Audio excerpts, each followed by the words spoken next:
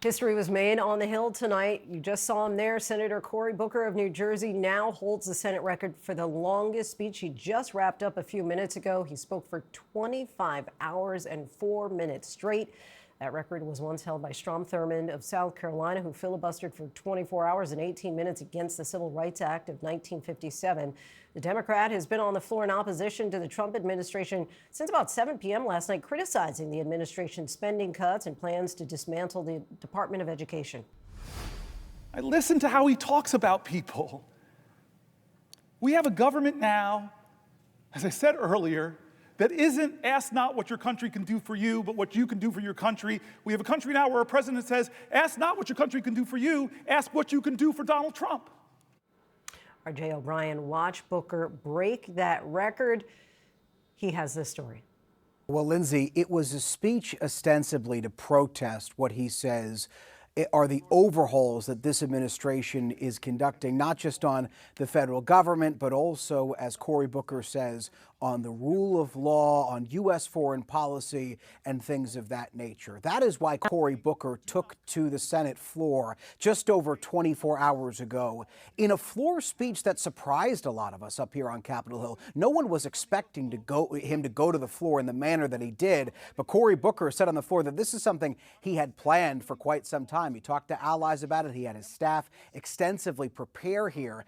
And he's now spoken for more than 24 hours and 18 minutes. That's what breaks the record. And it's notable here, Lindsay, in the way that Cory Booker, what he was addressing as he broke the record. He was talking about Strom Thurmond, a former senator, a known segregationist who filibustered the Civil Rights Act. That's how Strom Thurmond obtained that record of 24 hours and 18 minutes, which Cory Booker, a black senator, has just broken, Lindsay. So he said that he's not quite ready yet, but once he ultimately does wrap up, then what?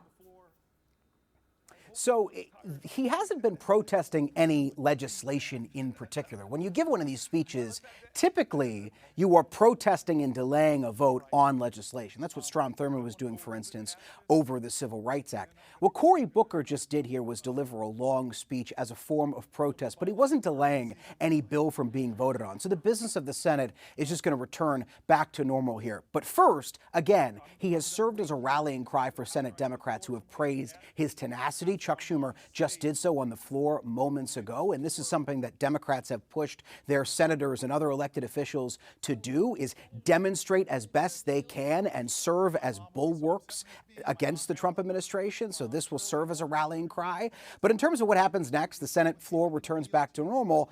And Cory Booker, we assume, will sit down because he's had to stand for this entire 24-hour plus period. And also, Lindsay, he has not been able to leave the floor to do things like eat or drink or go to the bathroom. Jay O'Brien, our thanks to you as always.